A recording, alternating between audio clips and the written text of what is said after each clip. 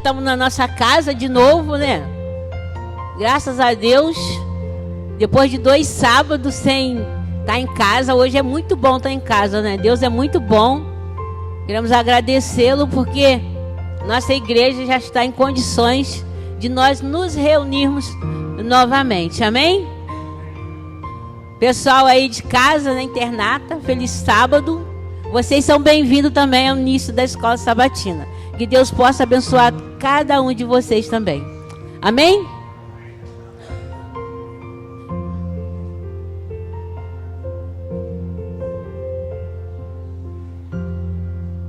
Eu falo assim em casa, irmãos, quando eu estou montando a escola sabatina. Eu não vou falar nada, eu vou ficar quieta, eu vou deixar os irmãos ficar conversando, mas não dá, irmãos. Não tem como... Né, Tereza? Não tem como você falar de Jesus e a pessoa não está prestando atenção. Está conversando. Né? Deus não atua entre 2 pensamentos. Então, por favor, irmãos. Vamos prestar atenção na escola sabatina.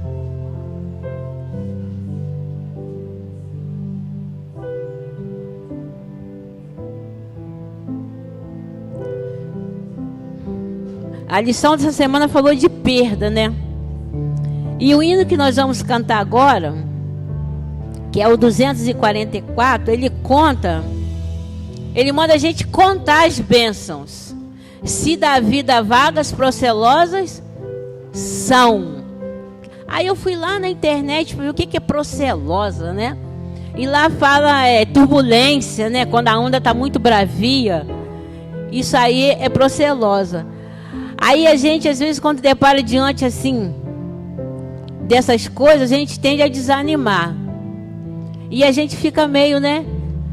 Julga tudo. Deus não está olhando para mim mesmo, está tudo errado. Mas esse hino aí, eles nos dão um conselho. Que é para nós contarmos as bênçãos para o nosso próximo, para o nosso irmão, para o nosso pai, para a nossa mãe. Mesmo em meio às lutas. Porque se a gente contar essas bênçãos, nós vamos ver... quantas bênçãos Deus tem nos dado, muito maior são as bênçãos do que as lutas, do que as dificuldades que nós enfrentamos. Então nós vamos cantar esse hino. Conta as bênçãos. Eu convido vocês a contar, se é que você pode, as bênçãos que Deus tem derramado na sua vida. 244. Ao som aqui da música, nós vamos nos colocar de pé e cantarmos esse hino. 244.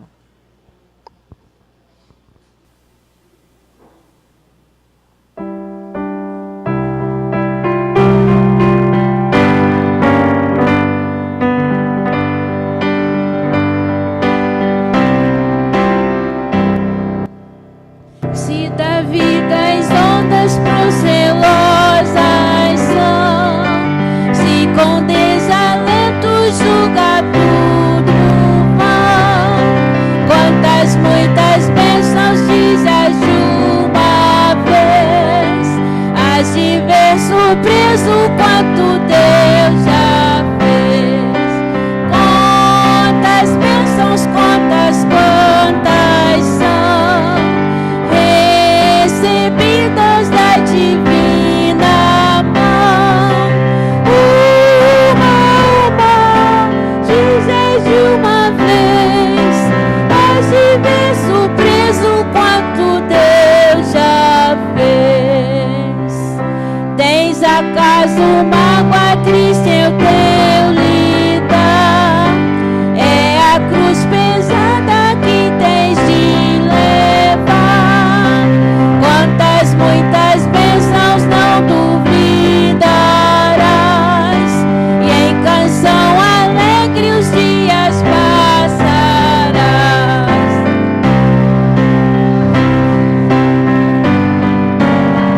Amém.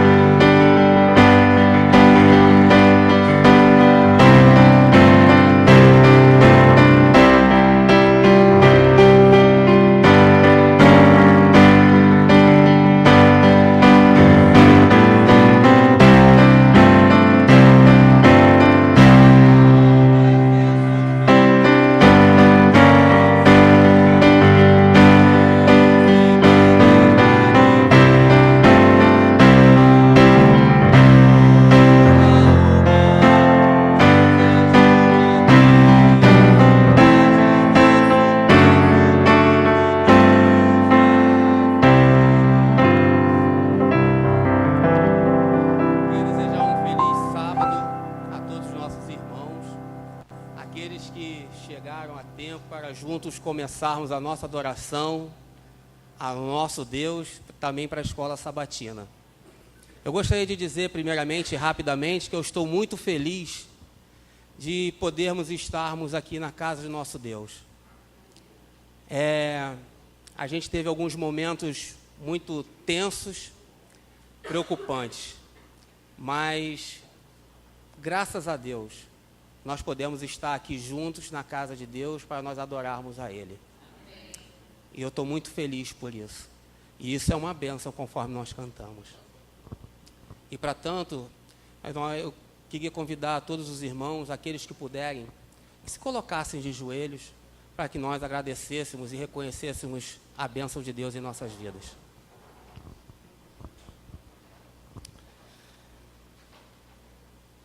Querido Deus e Pai, muito obrigado, Senhor, pelo privilégio que o Senhor nos concede a cada momento de podermos elevarmos a nossa voz até o Teu trono de graça.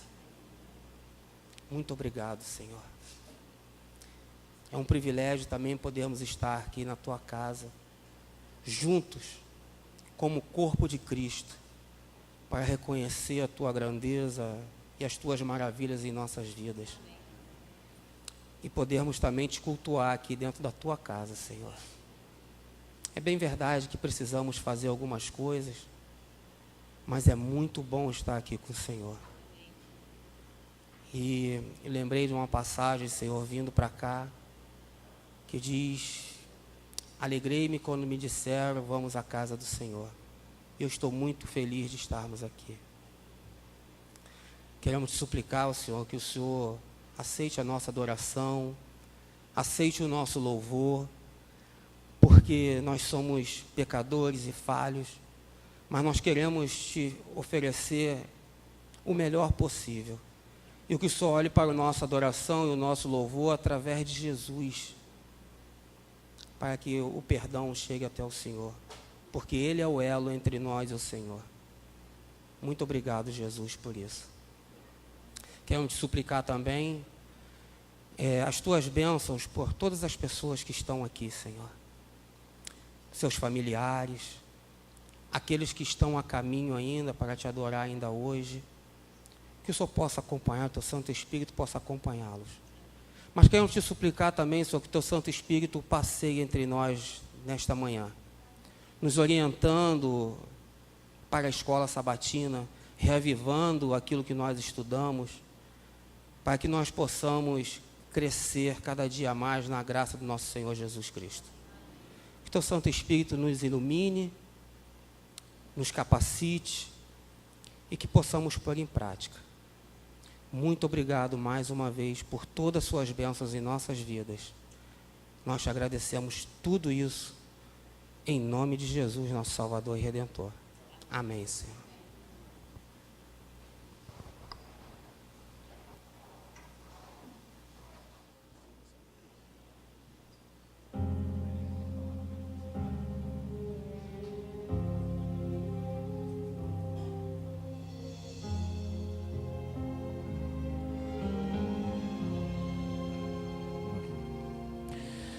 O túmulo está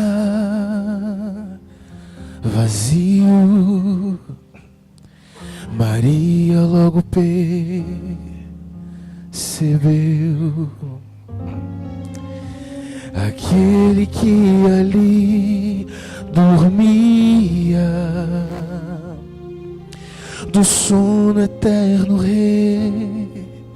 reviveu.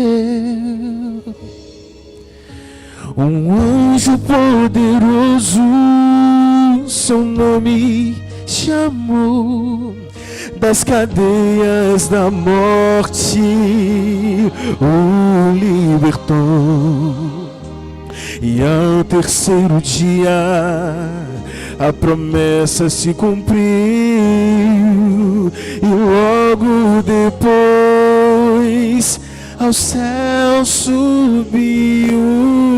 Uma viagem majestosa que ele começou, foi passando pelos mundos que Ele mesmo criou. Ele foi saudado como rei, aclamado como herói, pois na guerra contra o mal saiu-se vencedor. Ele chega diante de seu Pai e do coro angelical, uma festa preparada, e ele diz: eu não posso celebrar, ainda falta um pouco mais.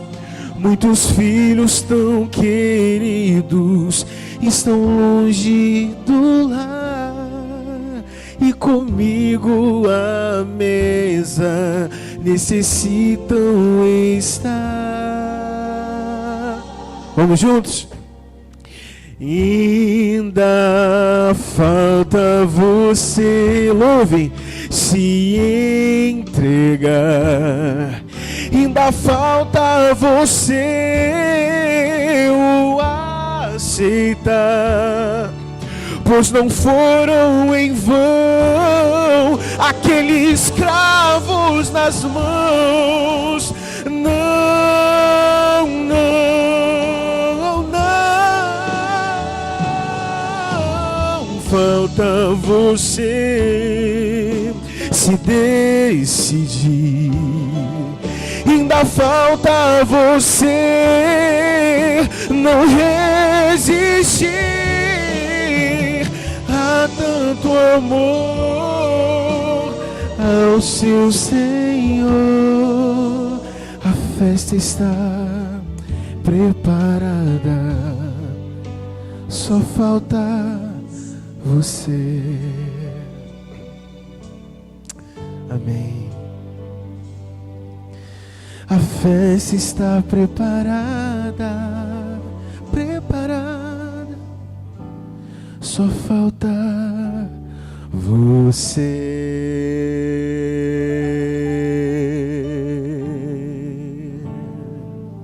Amém. Deus seja louvado. Que não possa faltar nenhum de nós, amém? Que todos os meus irmãos estejamos lá juntos. Carta missionária. Todo início de ano temos o costume de fazermos várias promessas, não é mesmo? Mas na virada de 2016 para 2017, Beatriz decidiu fazer algo diferente. Ela simplesmente agradeceu pelo bom emprego, pela faculdade, e decidiu que aquele ano seria um ano diferente. Conheça hoje a história de Beatriz Santana.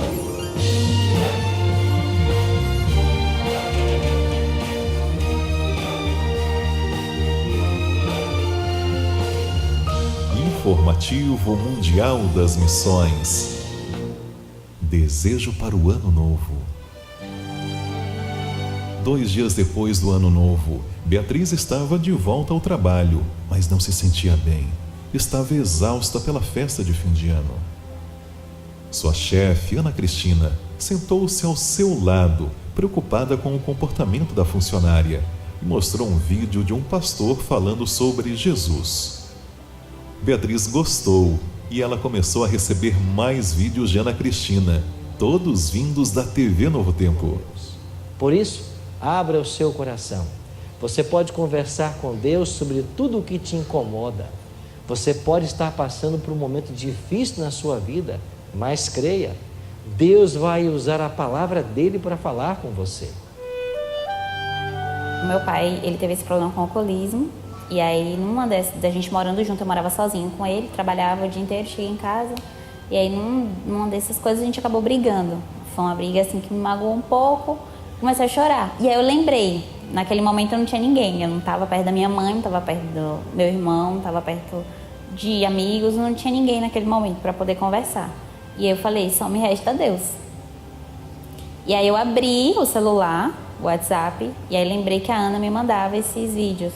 E aí abri o vídeo e assisti ele com atenção de fato. E aí aquelas palavras foram fazendo efeito, foram me trazendo um pouco de paz. E aí eu fiquei mais curiosa, aí fui assistindo outros vídeos. Após 3 semanas estudando a Bíblia com a TV Novo Tempo, Beatriz pediu perdão por sua vida passada. e logo procurou uma igreja adventista. A Ana Cristina, minha chefe, me chamou num sábado à tarde para visitar esta igreja, né, o projeto Partilhando Jesus. Aqui eu cheguei, encontrei uma igreja diferente, né, que me trazia muita paz e que eu fui muito acolhida, muito bem recebida. Eu me senti em família e eu precisava disso porque devido à separação dos meus pais, naquele momento aquilo era importante para mim, me sentir em família. Finalmente, Beatriz entregou o coração a Jesus e foi batizada em uma piscina do lado de fora da igreja. E eu orava a Deus até mesmo pela igreja. Falava, Senhor, me mostra a igreja que o Senhor deseja que eu esteja. E quando eu cheguei aqui, eu tive certeza no primeiro dia que esse era o lugar que eu precisava estar. Uma outra igreja, com outro formato, naquele momento que eu estava começando, talvez não teria feito tanto efeito na minha vida. O projeto Partilhando Jesus de Salvador, igreja que Beatriz foi batizada, é a primeira home church do Brasil. O projeto pioneiro tem tido uma média de 30 batismos por ano. Mas hoje ela precisa de ajuda. Falta espaço e é necessário fazer cultos quase todos os dias para atender a grande demanda de visitas. Nossas ofertas neste trimestre irão ajudar a comprar um terreno e, se possível, construir uma igreja para essa congregação. E pela graça de Deus, com a ajuda da Irmandade, o nosso espaço físico vai deixar de ser uma barreira e a gente vai continuar sendo uma comunidade relevante, pregando o Evangelho aqui na cidade de Salvador. Sejamos liberais.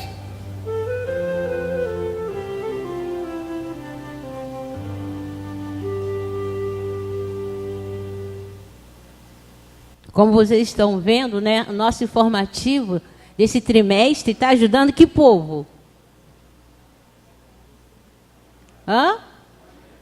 Bahia, que o Brasil, gente. Né, no trimestre passado foi sobre o Japão, né, nossos irmãos do Japão, que nós ajudamos no 13º sábado. Nesse trimestre nós vamos estar ajudando nossos irmãos daqui, né, da nossa América mesmo. Irmão, essa semana a lição falou sobre perdas, né? Perda da saúde, mais o quê? Que a gente estudou essa semana? Perda da confiança. Parte 1 e parte 2. Perda da liberdade, né, gente? E perda da vida, né? Foi o assunto que a gente estudou. Qual é a perda, assim, que te impactou mais, que você sofreu mais? Na classe você vai poder falar para o seu professor, que nós vamos agora recapitular a lição, e nós vamos ter até as 10h10, nós temos a classe Novo Tempo. Qual é o tema? É outro tema muito importante também, né? Mensageiros divinos. Então, que possamos aproveitar bem esses momentos que nós vamos estar aqui, recapitulando e estudando a palavra de Deus. Amém?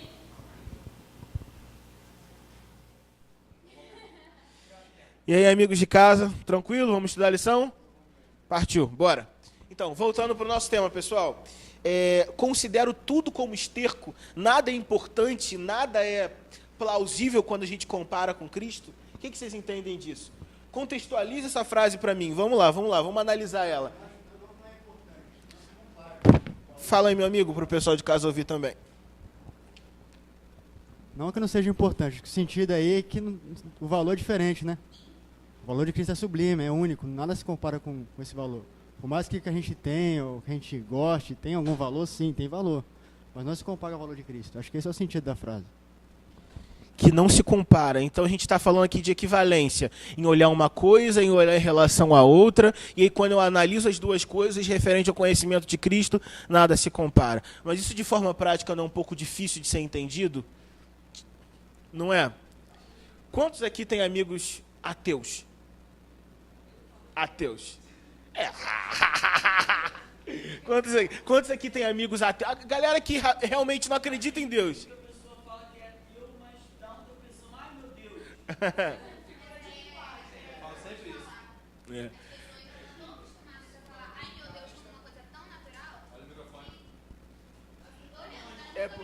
O Gabriel prendeu ele ali. Fala, mulher, a mesma coisa.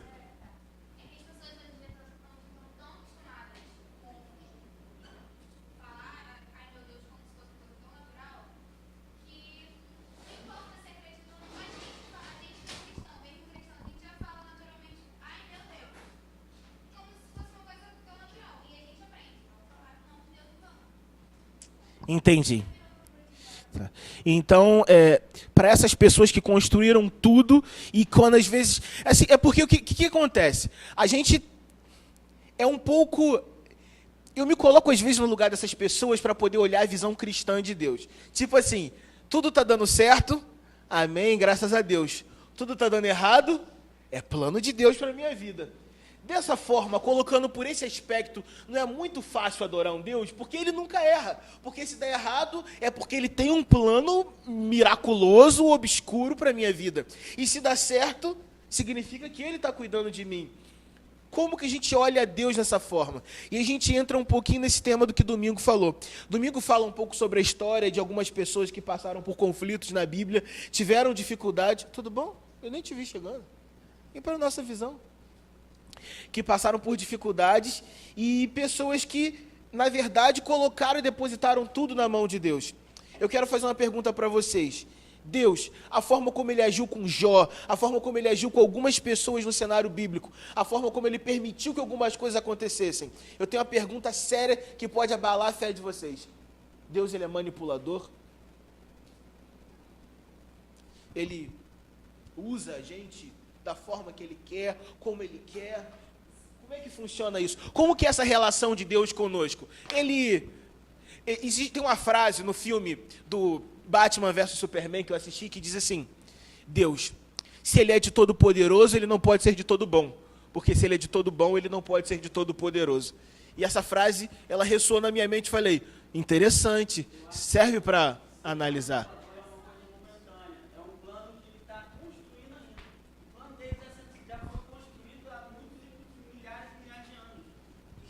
Prática o plano dele. Está sendo, entendeu? Luiz, aqui dentro eu acho que a transmissão está para o celular. É porque a direção tem eu estou escutando bem. Pessoal, vocês estão ouvindo bem a gente? Tá dando para captar? Valeu. Então, essa questão de manipulador, essa questão de manipular o resultado das coisas. Porque assim, analisa comigo. Vamos lá, vamos à história de Jó, por exemplo. O que Jó perdeu? Tudo.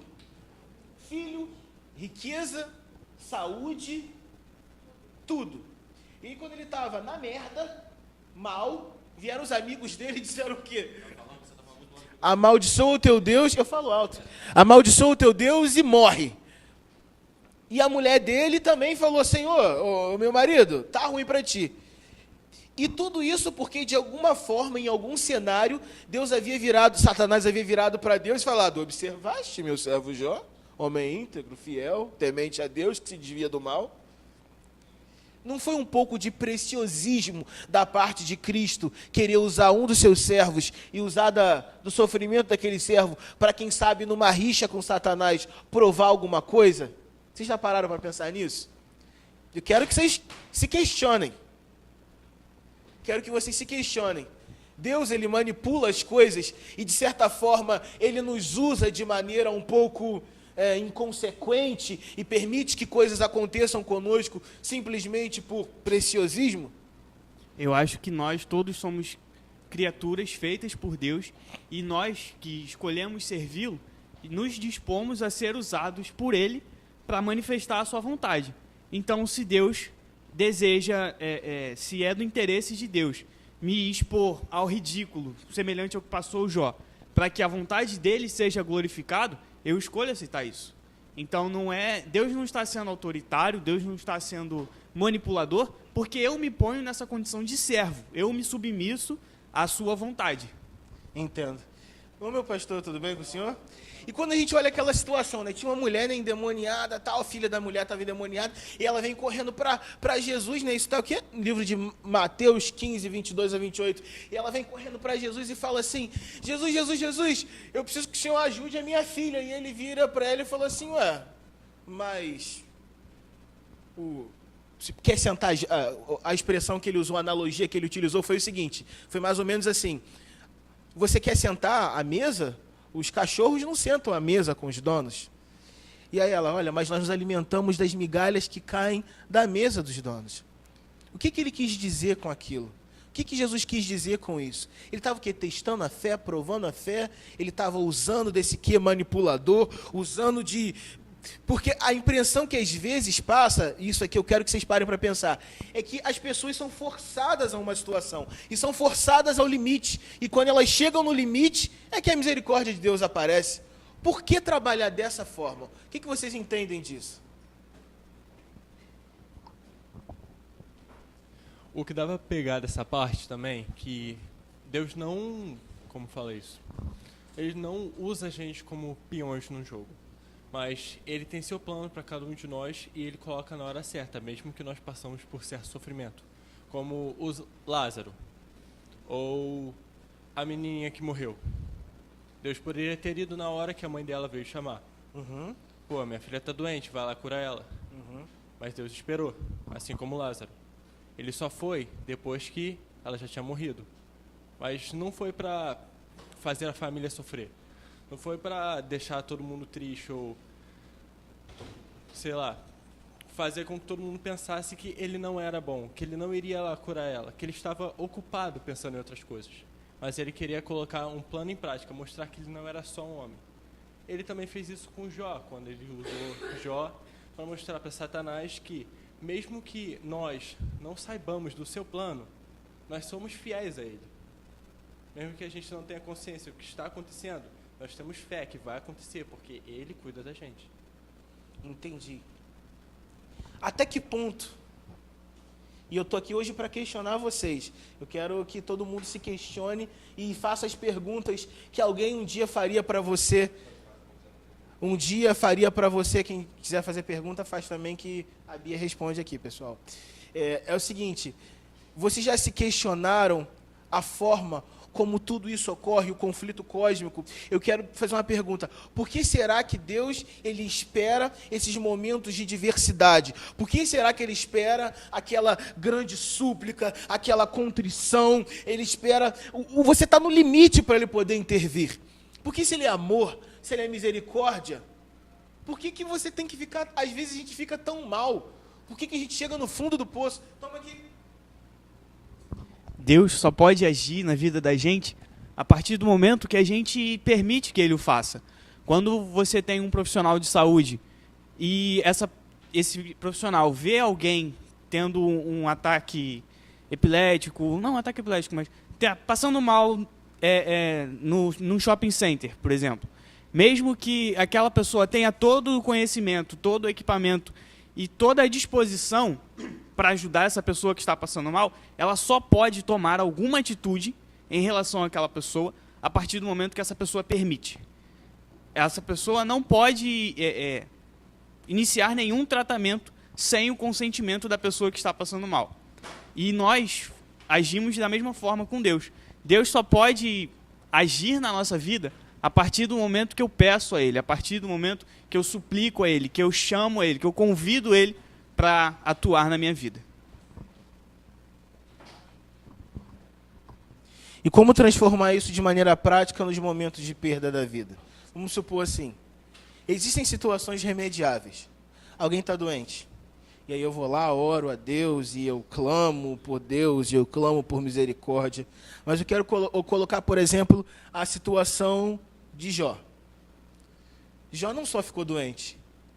Jó perdeu um filho. Quantos filhos? Isso é uma coisa reparável? Isso é algo restituível? Tem uma história, por exemplo, o cara ele foi beber uma Coca-Cola, não sei se vocês já ouviram essa história, aí tinha um rato dentro da Coca-Cola. Já ouviram essa história? Ouviram? Ela é verídica. Tinha um rato dentro da Coca-Cola. O cara pegou, distraído e tudo e tal, tirou a tampinha, deu uma golada, tal. O rato que estava dentro da Coca-Cola, aquele processo, todo mundo sabe que a Coca-Cola é muito ácida, se tornou um processo corrosivo, se tornou um ácido, e quando o cara deu a golada, que ele sentiu a queimação, corroeu a língua, a boca, a faringe, esôfago, estômago. O cara hoje, ele está tetraplégico usando aparelhos. E aí a Coca-Cola pegou, num processo, né, perdeu para o cara 3 milhões. 3 milhões. Restituiu a vida do cara? Não. Não restituiu. Então, algumas coisas que acontecem com a gente, principalmente nos piores momentos, os momentos de perda, não há restituição disso. E como que nós conseguimos confiar, ou melhor, continuar confiando em Deus, mesmo nessas situações? Como a gente faz para conseguir mantendo, como diz a lição aqui de segunda-feira, a esperança mediante as perdas, a esperança mediante todo esse processo? Como se manter firme quando absolutamente tudo aquilo que a gente acredita, toda a confiança que nós depositamos em Deus, talvez, foi abalada numa perda dessa? Eu acho. Eu quero que vocês pensem, galera. A ideia é essa, a ideia é gerar conflito. Não tem soluções fáceis aqui. O que eu acho que se nós tivermos a comunhão, estudarmos a Bíblia, a gente já vai ter a consciência de tudo que está acontecendo, tudo que vai acontecer. Então, se você está passando por isso, você já tem que saber que vai piorar, e vai piorar, e vai piorar, até a hora que Deus vai voltar. E Deus vai botar o pé nessa terra, e vai acabar o sofrimento, e vai melhorar tudo. Mas o texto não diz que todas as coisas contribuem para o bem daqueles que amam a Deus, para o bem daqueles que foram chamados segundo o seu propósito? Que droga que está acontecendo aqui? A Bíblia diz para mim para eu confiar em Deus, para eu ter fé, e diz que Deus está controlando todas as coisas, e agora vem uma adversidade dessa e acontece comigo. Mas tudo não coopera para o bem daqueles que amam a Deus?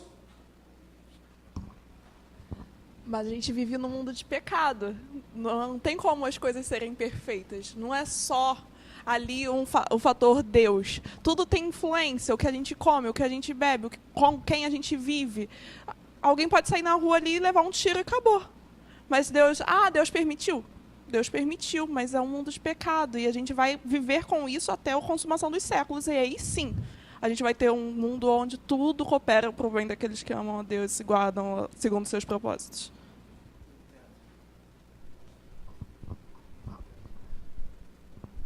Se você vê a própria vida de Cristo, né, cara? Foi fácil aqui?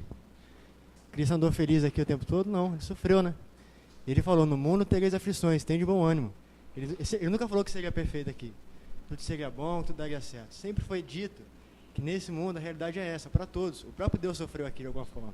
Entendeu? Então, isso é uma realidade do mundo. A gente tem que aprender a conviver com isso, manter a fé, manter a confiança, saber lidar com isso, porque sabe que isso um dia vai ter fim. Eu acho que esse é a grande essência da coisa, né? Temporário. Tudo isso tem tempo. Temporário. Bom, é por isso que é muito complicado a gente crer na Bíblia e crer na fé metade, né? A gente crer na fé não, crer em Deus pela metade. Porque pensa comigo. Eu amo a Deus, eu acredito em Deus, eu acredito numa força que manipula e cuida das coisas. Mas e depois? E a recompensa? E o fim? E a contextualização de tudo que nós vivemos? Qual que é a conclusão disso tudo? Simplesmente existe uma força que rege o universo e ponto final? Não dá para acreditar em Deus pela metade. Quando nós nos sujeitamos a Deus e cremos nele, nós precisamos crer por completo. Crer na intervenção dele, crer no cuidado dele, crer na recompensa dele. Sem fé é impossível agradar a Deus. Lá no livro de Hebreus diz, porque é necessário que aqueles que confiam nele creiam que ele exista e é galardoador daqueles que o buscam.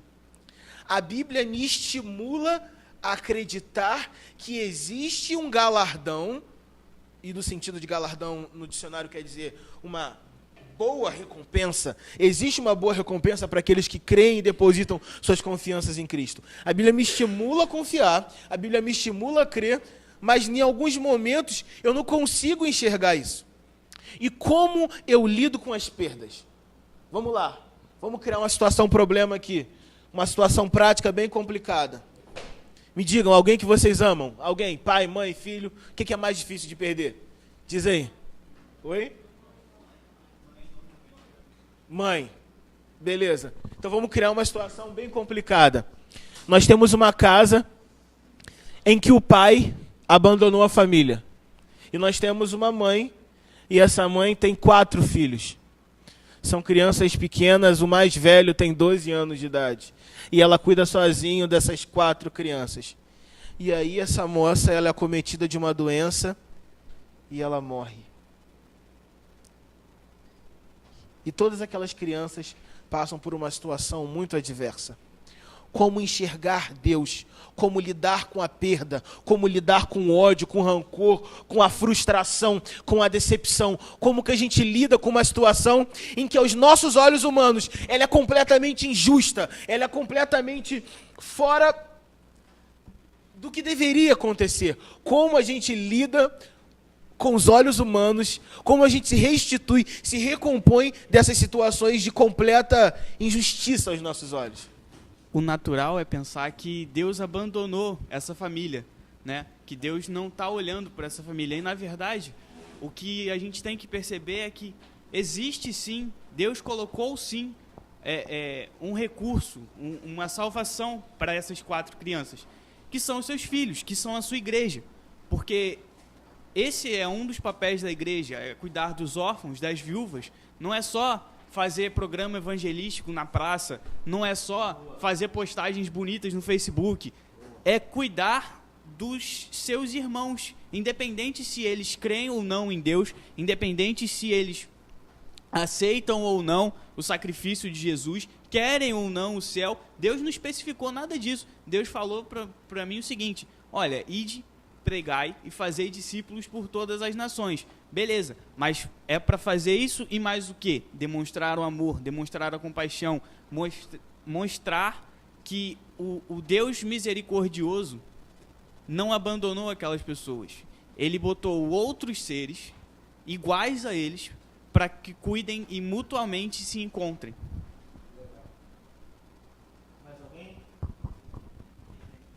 Mas alguém tem uma visão? Como que eu lido com a perda? Mas alguém quer colocar alguma coisa? Vamos lá, pessoal. Todo mundo passa por isso. Assim, gente, pegando um gancho no que ele acabou de falar sobre a gente olhar mais para Cristo, e olhar para o exemplo dele, quando a gente tem uma grande perda, o que entra mais em ação, eu acredito que é a fé. E a fé, para ser alimentada, vai ser quando a gente relembrar do exemplo de Cristo. Cristo, ele viu aqui, ele não passou por uma perda, ele passou por diversas perdas. Várias vidas que ele se entregou e que não deram nenhum valor para ele. E aquilo para ele deveria ter sido uma perda muito grande. Tantas e tantas pessoas, quando perdem, um exemplo, ações e empresas, é como se o chão acabasse. Mas imagina para Jesus Wall perder Street, vidas. as pessoas se matam até, né? Se matam, perdem tudo. Só que é nesse instante, é nesse momento que entra a fé. Jó, quando ele perdeu tudo, nesse momento o que entrou foi a fé. Ele não questionou a Deus, ele não ficou assim, Deus é o culpado de tudo, ele é errado de tudo. Não, ele tentou criar a fé na mente dele. E é isso que vai engajar a gente nos momentos de perda e nos momentos para poder se compadecer com o próximo que perdeu alguém. A gente vai tentar alimentar a fé do outro, tentar fortalecer, porque você perdeu uma pessoa que está com você desde... Um exemplo, a mãe, desde quando você nasceu, você perdeu um amigo que você estuda desde a sua infância, você perdeu um vizinho que você considerava como família, alguma coisa assim, é muito doloroso. Mas quando a gente passa a compreender que Deus veio aqui, que Jesus veio aqui, viveu como a gente, conseguiu vencer, isso renova a nossa esperança pouco a pouco no tempo, para que a gente tenha fé de que isso vai passar e que isso vai me fortalecer para continuar confiando em Deus. Então, eu tenho que ser forte, então é isso? Eu não devo ficar triste nos meus momentos de fraqueza, nos momentos de dor, de luta. Então eu tenho que confiar em Deus, seca o choro. Como é que falava? Levanta a cabeça. Menina? Levanta a cabeça, princesa. É isso aí. Eu tenho que dizer uma frase dessa daí e acabou. Eu não posso ficar triste. Eu não posso me abalar. Claro que pode ficar triste. Claro que você pode desabar. Mas a questão é como você lida com a sua tristeza posterior. É óbvio, você perdeu alguém que você ama, você vai ficar triste. Mas você pode ter uma esperança de que um dia você vai rever. E aqui na Terra é doído falar isso. Eu lembro quando eu perdi meu pai, eu perdi, a esperança. Não, nunca mais vou ver. Só que depois você vai construindo a percepção de que as coisas realmente cooperam para o bem. E que é doído falar, mas que às vezes é melhor. Minha avó falava para mim que, era melhor a pessoa morrer do que ficar aqui sofrendo e ter a chance de perder a salvação. Então, é difícil, é estranho falar isso. Não, é sobre aquela passagem que eu falei, né? Que Jesus disse, no mundo tereis aflições. Na mesma passagem ele fala a realidade do mundo e a receita. Mas tem de bom ânimo, eu venci o mundo. Então, ali ele fala qual é a realidade do mundo e como ele lidar com isso. O ânimo, a gente tem que mesmo caindo, levando paulada, pedrada, ficando triste, chorando, não deixar a peteca cair, seguir em frente, ter a fé, a determinação, a confiança de que isso vai acabar, que isso vai ter um fim, que tem um mundo novo pra gente, entendeu? Tem de bom ânimo, porque se ele vencer o mundo, nós podemos vencer também. A lição, só para você, antes de você falar, a lição ela comenta que o inimigo, o diabo, ele usa desses momentos de desequilíbrio mental, psicológico, físico, emocional, para ele poder quebrar as pessoas, para ele poder nos tornar fracos, nós questionarmos a Deus e nós questionarmos a existência de Deus, ou melhor, ou pior, se nós não questionamos a existência de Deus, nós questionamos as escolhas de Deus e tornamos Deus um tirano. Porque nós falamos, não é possível que um Deus de amor faça isso com alguém. Você já ouviu essa frase? Alguém já disse para você? Não é possível que um Deus de amor permita que isso aconteça. Então, como que nós lidamos com essa influência pecaminosa e satânica nesses momentos de abalo, nesses momentos de fraqueza mental, espiritual e física? Essa lição me fez lembrar muito no início do ano, que foi quando eu perdi a minha tia. E foi quando eu voltei. Eu voltei num sábado, minha tia morreu na quinta. Foi terrível. E eu comecei a me questionar muito sobre o que estava acontecendo. Só que no mesmo momento que eu comecei a me questionar muito sobre o que estava acontecendo, por que aconteceu, eu falei que para algumas pessoas eu contei, eu fui tomar banho, eu estava precisando de um tempo, e eu sempre coloco música no aleatório para tocar. E nesse momento tocou a música do Leonardo Gonçalves, a música Volta, que até hoje me toca bastante. E naquele momento eu percebi que eu tinha que estar aqui, mas que também Deus não me abandonou. Foi necessário aquilo acontecer, e para mim, a perda da minha tia foi o que me impulsionou para voltar para ele e perceber que ele não me abandona em momento nenhum. Mesmo que eu esteja com todas as minhas dúvidas, mesmo que eu esteja confusa, que eu tenha perdido a pessoa que eu mais amava no mundo, ele não me abandonou. E para eu não ficar sozinha, não me sentir sozinha, ele me mandou amigos. Então, aqui na lição está falando que podemos levar nossas tristezas e dores a Cristo, Ele cuida de nós, não estamos sozinhos. E aqui embaixo está falando, precisamos não só de esperança, mas de ajuda. Ou seja, a gente precisa procurar a Deus e entender que as coisas acontecem porque tem que acontecer. Então, você está dizendo para mim que a dor gera crescimento. Também. A perda, a tristeza, ela te bota numa segunda fase do jogo. A dor gera desenvolvimento, nos fortalece. Isso acontece? Deixa eu explicar uma situação. Nós morremos muito antes de deitar o caixão. Vou usar um exemplo aqui na classe, bem claro, de uma pessoa que estava morta aos meus olhos de cristão e hoje, graças a Deus, está vivo. O Júnior. Um cara que andou por caminhos totalmente diferentes do que foi ensinado para ele, estava num mundo, né? Eu estava acompanhando sua vida ali, 24 horas ligado nele, morto muito antes de deitar o caixão. Porque a sua salvação estava correndo risco. Hoje está vivo no nosso meio. Entendeu? Então, assim, a morte, ela é mais uma questão de aceitação em perder a vida eterna do que aquilo que a gente vê no caixão, coberto de flores. Que pra gente não é o fim. Não é o fim. Tem uma vez eu ouvi uma frase que diz assim, ó, os mortos consolam os vivos. Por quê? Porque a minha mãe morreu. Então, às vezes eu vou fazer uma coisa errada, eu falo assim, cara, se a mãe estivesse viva... né?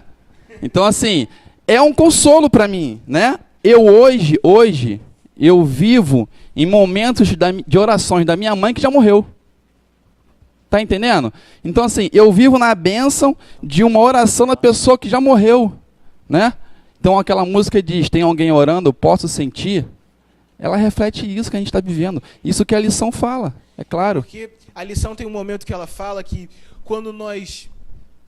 Os melhores consoladores foram aqueles que já foram consolados. Eu achei essa frase fantástica, porque...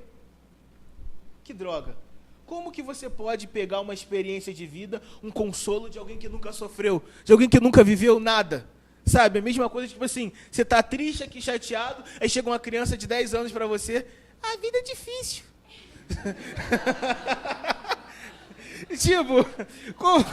Você vai olhar assim, difícil o quê? Você come meleca? Você tá me entendendo? É uma situação que não te atinge, porque a pessoa não compartilhou, a pessoa não sofreu, a pessoa não esteve no vale da sombra da morte para olhar no seu olho e falar assim, olha, eu voltei, eu também consigo.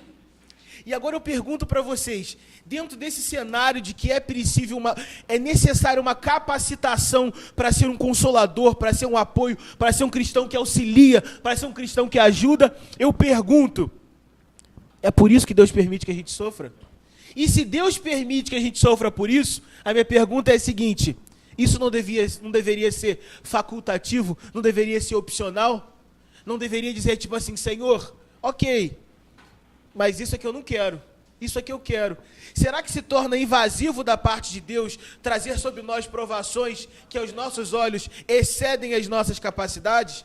Deus nos dá coisas que nós às vezes não podemos suportar, a gente passa por isso?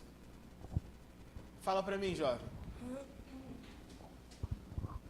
Eu acho que Rapidinho, isso seria... Eu tenho 3 páginas para falar ainda e essa lição não dá tempo.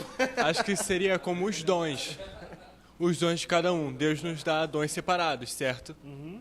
Então, não dá pra gente ficar escolhendo, tipo, eu gostaria que isso acontecesse comigo para poder me fortalecer aqui. Porque senão, vamos supor, eu tenho o dom da sonoplastia, mas eu gostaria de ter o dom da música. Ou outra pessoa tem o dom de ajudador, pacificador, consegue curar uma pessoa de uma doença emocional. Ela também poderia escolher música, mas só que se nós fizermos isso, não vai ter ninguém para cuidar da sonoplastia e ninguém para cuidar dos feridos.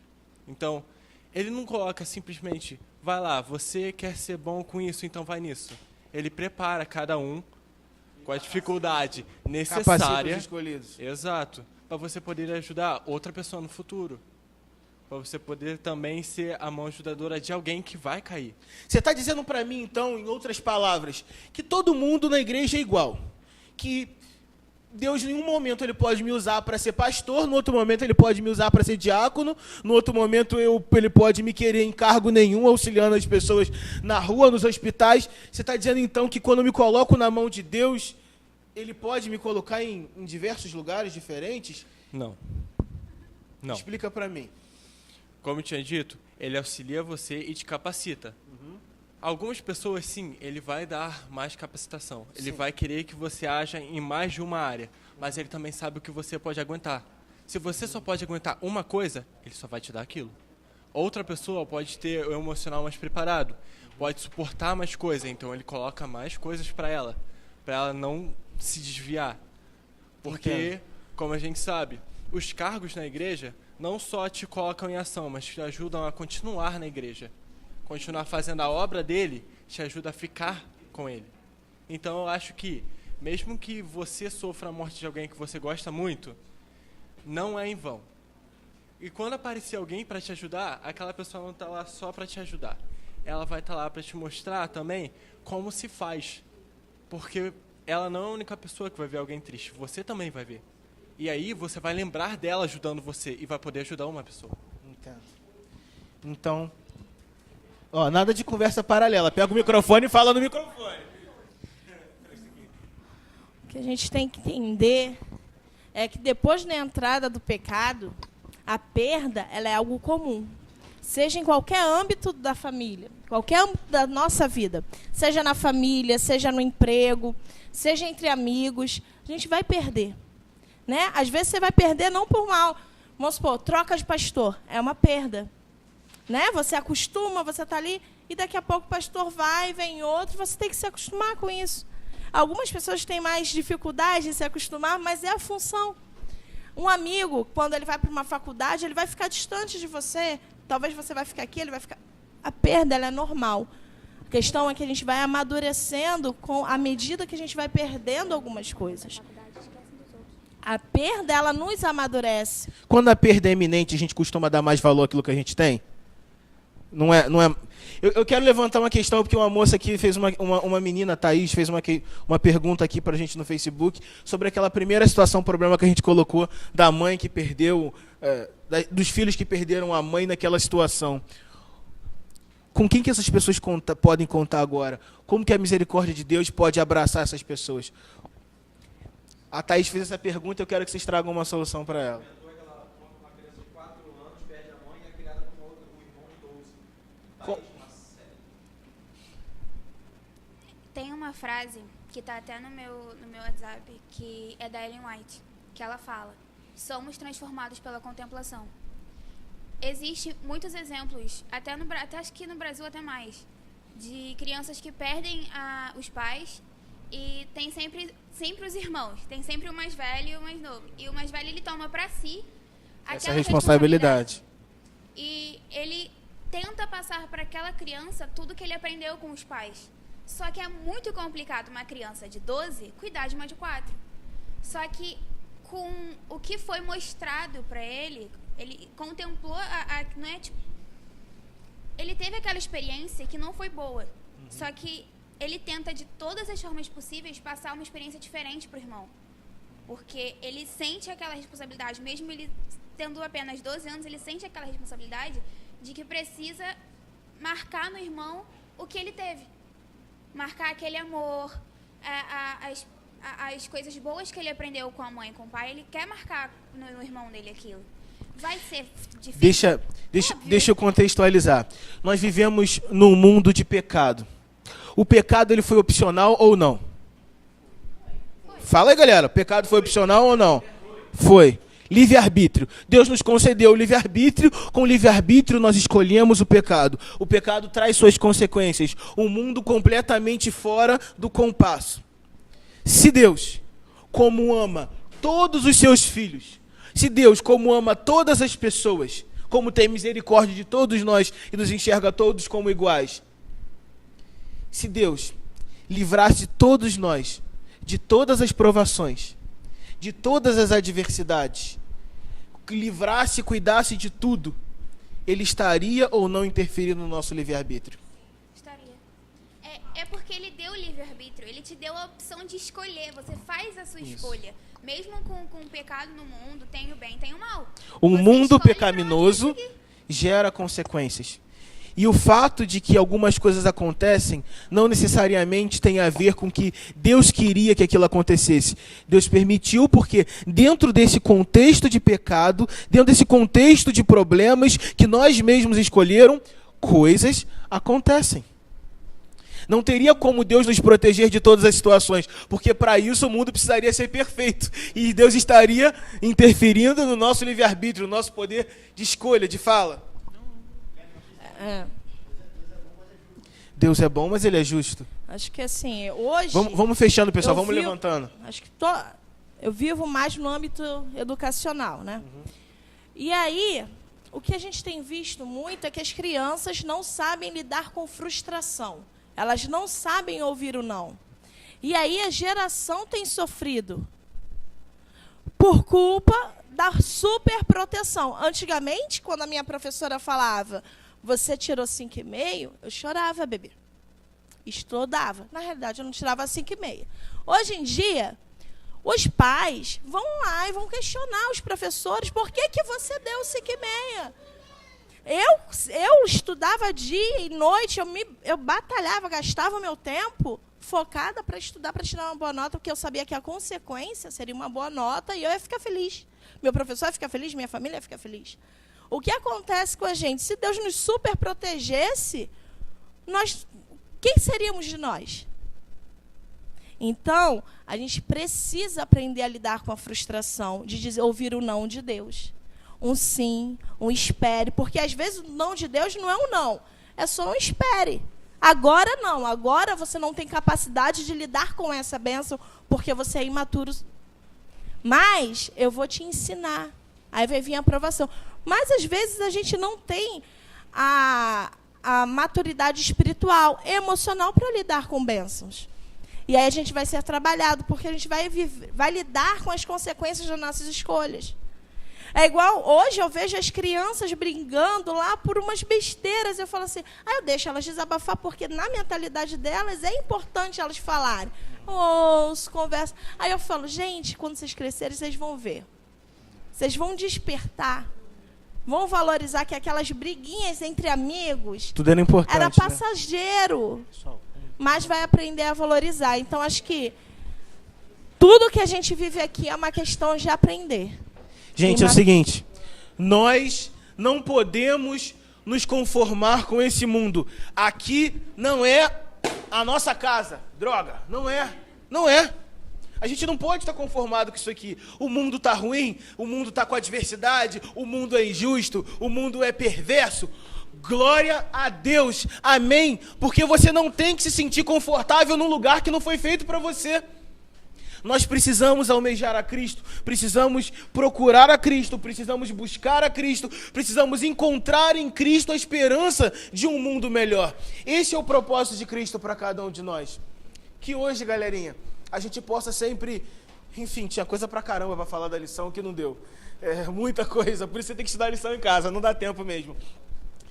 Mas que os nossos pensamentos, nos momentos de adversidade, possam se voltar automaticamente para Cristo. Tá dando errado? Cristo. Tá dando certo? Cristo. Não sei o que está acontecendo? Cristo. Livro de Daniel 10:10. Desde o primeiro momento que se dispusesse a orar e a buscar pela intervenção divina, eu ouvi a sua oração, e por causa da sua oração, eu vim. Clame ao Senhor e Ele virá. 1 minuto para a Milena fazer o apontamento aqui. Pessoal de casa, vira para mim aqui. Amigos, tchau, tchau para vocês. A gente se vê daqui a pouquinho. 1 minuto, hein?